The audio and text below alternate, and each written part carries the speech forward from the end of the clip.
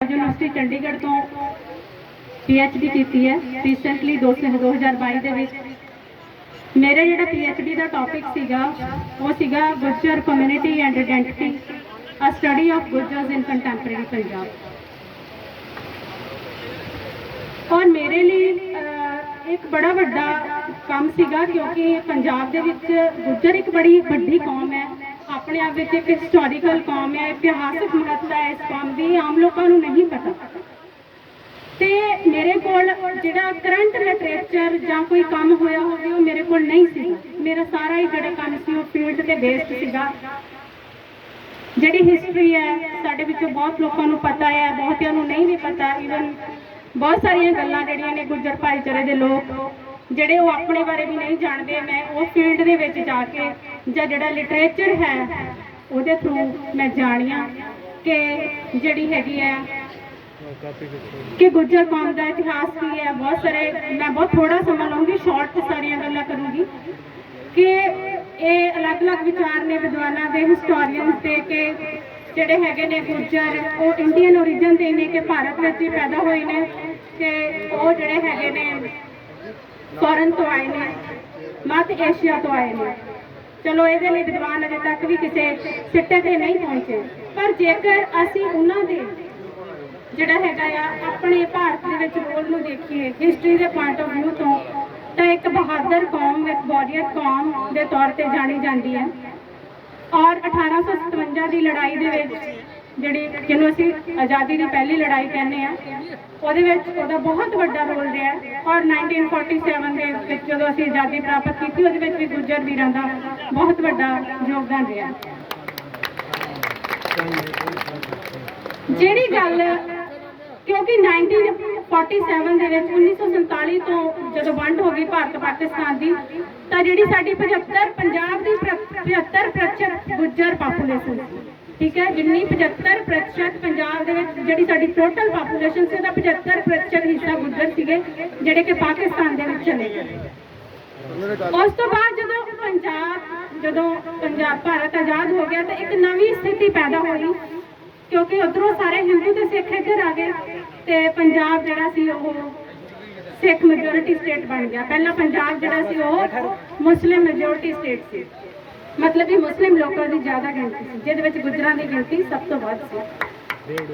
हुण आपां गल करते हैं कि जिहड़ा साडे सामने जिहड़ा साडा पंजाब दे विच सिनेरियो पेश होया पिछले 35-40 सालों तो, क्योंकि साडी जिहड़ी पंजाब की पापूलेशन है उहदे विच बहुत सारियां चेंजिस आईयां। साडे बहुत सारे पंजाबी जिहड़े वो दूसरे दुनिया के देशों में जाके बस गए तो साडे पंजाब दे विच भी दूजियां कम्यूनिटीज़ जिहड़ियां ने वो आके वसियां।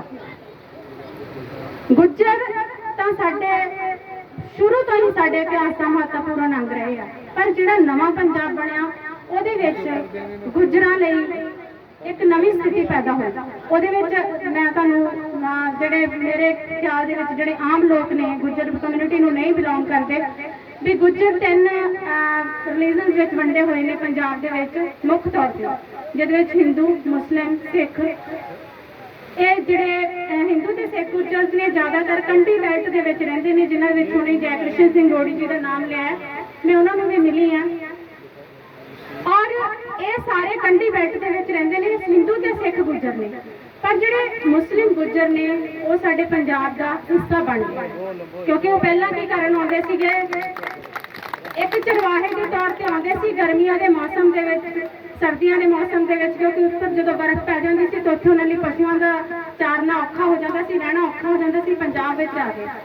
मैं एक गल जरूर दसनी चाहूँगी, हो सकता प्रशासन के बंदे बैठे ने इत्थे, MLA साहब बैठे ने, कि जिहड़े गुज्जर ने ये जिहड़े मुस्लिम गुज्जर ने ये रिजैक्टेड पीपल ने by the Jammu Kashmir government and by the Himachal Pradesh government. ये जम्मू कश्मीर दी सरकारां द्वारा ते जिहड़ी हिमाचल की सरकार द्वारा उन्हां द्वारा रिजैक्टेड पीपल ने, पाप ये लोग ने नकारे गए ने क्योंकि गरीब तबका अनपढ़ तबका सीगा ते इन्हां दी डिवेलपमेंट वाल उन्हां सरकारां ने कोई ध्यान नहीं दिता। उत्थे पापूलेशन वध गई ते इन्हां नूं अपने जीवन बसर करन लई हौली हौली पंजाब वाल जिहड़ा हैगा ओह राह अपनाउणा पिया, इत्थे आके बस गए।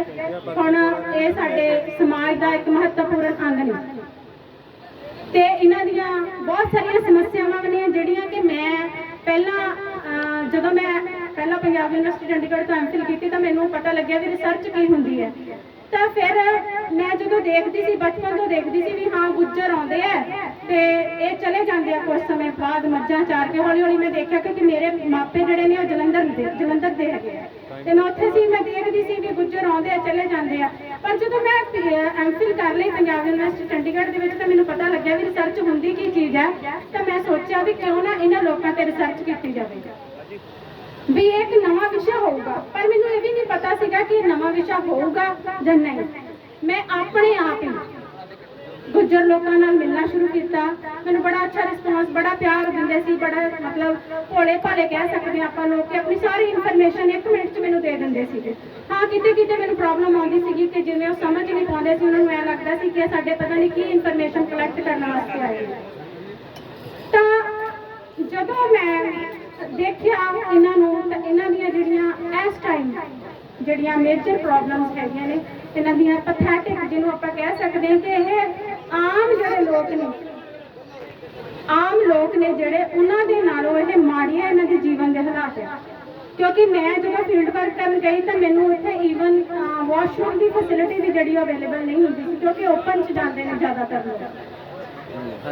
ਤੇ ਇਸ ਕਰਕੇ ਇਹ ਇਹਨਾਂ ਦੀਆਂ ਬਹੁਤ ਵੱਡੀਆਂ ਸਮੱਸਿਆਵਾਂ ਵੀ ਨੇ, ਪਰ ਹੁਣ ਇਹ ਪੰਜਾਬ ਦਾ ਹਿੱਸਾ ਆ।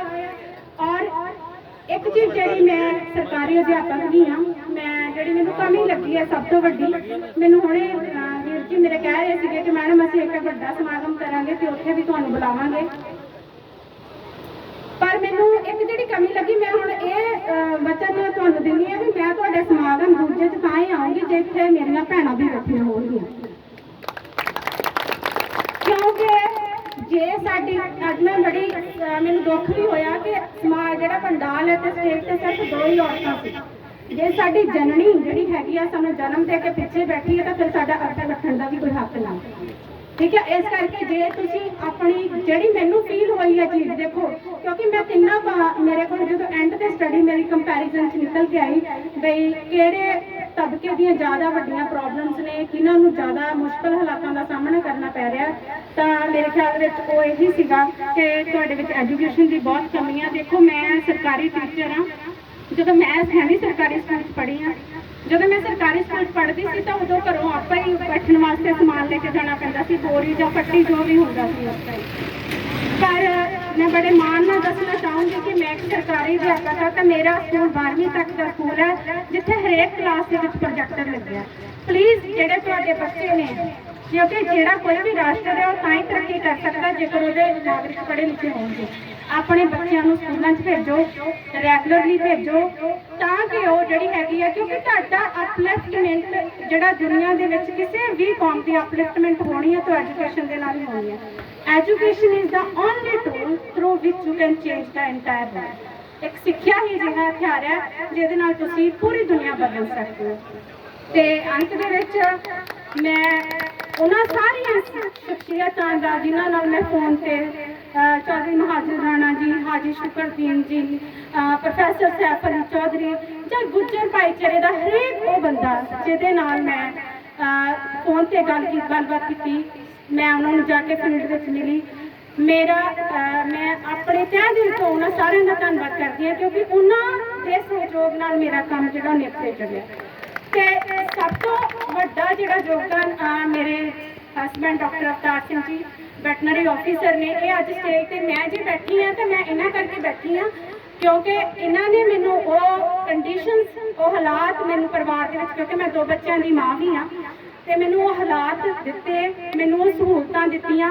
ਮੈਂ ਜਿੱਥੇ ਕਹਿੰਦੀ ਸੀ ਡਾਕਟਰ ਸਾਹਿਬ ਮੈਂ ਇੱਥੇ ਜਾਣਾ ਹੈ, ਛੁੱਟੀ ਲੈਂਦੇ ਸੀ, ਮੇਰੇ ਨਾਲ ਜਾਂਦੇ ਸੀ, 4-4 ਦਿਨ ਜਿੱਥੇ ਵੀ ਜਾਂਦੀ ਸੀ ਮੈਂ ਉੱਥੇ ਮੇਰੇ ਨਾਲ ਵੀ ਰਹਿੰਦੇ ਸੀ। ਤੇ ਮੈਨੂੰ ਲੱਗਦਾ ਵੀ ਜਦੋਂ ਤੱਕ ਤੁਹਾਡਾ ਘਰ ਦਾ ਮੈਂਬਰ, ਤੁਹਾਡਾ ਪਾਰਟਨਰ, ਚਾਹੇ ਤੁਹਾਡੇ ਪਿਤਾ ਨੇ, ਚਾਹੇ ਤੁਹਾਡਾ ਭਰਾ ਹੈ, ਜਦੋਂ ਤੱਕ ਔਰਤ ਦੇ ਨਾਲ ਖੜਾ ਨਹੀਂ ਹੁੰਦਾ, ਔਰਤ ਸਮਾਜ ਦੇ ਨਾਲ ਨਹੀਂ ਲੜ ਸਕਦੀ। ਸੋ ਮੈਂ ਇਹੀ ਤੁਹਾਨੂੰ ਆਪਣੇ ਇਸ ਮੈਸੇਜ ਦੇ ਥਰੂ ਇੱਕ ਹੋਰ ਮੈਸੇਜ ਦੇਣਾ ਚਾਹੂੰਗੀ ਕਿ ਆਪਣੀਆਂ ਔਰਤਾਂ ਨੂੰ, ਮੈਨੂੰ ਪਤਾ ਹੈ ਕਿ ਤੁਹਾਡੀਆਂ ਕੀ ਪ੍ਰੋਬਲਮਸ ਨੇ, ਤੁਸੀਂ ਆਪਣੀਆਂ ਔਰਤਾਂ ਨੂੰ ਕਿਉਂ ਨਹੀਂ ਅੱਗੇ ਲੈ ਕੇ ਆਉਂਦੇ, ਪਰ ਕਦੇ ਤਾਂ ਸਾਨੂੰ ਪਹਿਲ ਕਰਨੀ ਪਊਗੀ ਨਾ ਕਿ ਅਸੀਂ ਆਪਣੀਆਂ ਔਰਤਾਂ ਨੂੰ ਜਿਹੜਾ ਹੈਗਾ ਆ ਉਹ ਐਜੂਕੇਸ਼ਨ ਦੇ ਨਾਲ ਜੋੜੀਏ। ਮੈਂ ਉਦੋਂ ਹੀ ਤੁਹਾਡੇ ਪੰਡਾਲ ਦੇ ਵਿੱਚ ਦੂਜੀ ਵਾਰ ਆਉਂਗੀ ਜਦੋਂ ਮੈਨੂੰ ਇੱਥੇ ਔਰਤਾਂ ਬੈਠੀਆਂ ਦਿਖਣਗੀਆਂ, ਕਿਉਂਕਿ ਡਾਕਟਰ ਅੰਬੇਦਕਰ ਜੀ ਜਿਹੜੇ ਇੰਨੀ ਮਹਾਨ ਸ਼ਖਸੀਅਤ ਹੋਏ। ਇਹਨਾਂ ਨੇ ਕਿਹਾ ਸੀ ਕਿ ਔਰਤ ਪੜ੍ਹਦੀ ਹੈ ਤਾਂ ਸਾਰਾ ਪਰਿਵਾਰ ਪੜ੍ਹਦਾ ਹੈ, ਜੇ ਮਰਦ ਪੜ੍ਹਦਾ ਤਾਂ ਇਕੱਲਾ ਪੜ੍ਹਦਾ ਹੈ। ਇਸ ਕਰਕੇ ਪਲੀਜ਼ ਸਾਰੇ ਚਾਹੇ ਮੇਲ ਨੇ ਚਾਹੇ ਫੀਮੇਲ ਨੇ, ਸਾਰਿਆਂ ਲਈ ਐਜੂਕੇਸ਼ਨ ਬਹੁਤ ਜ਼ਰੂਰੀ ਹੈ।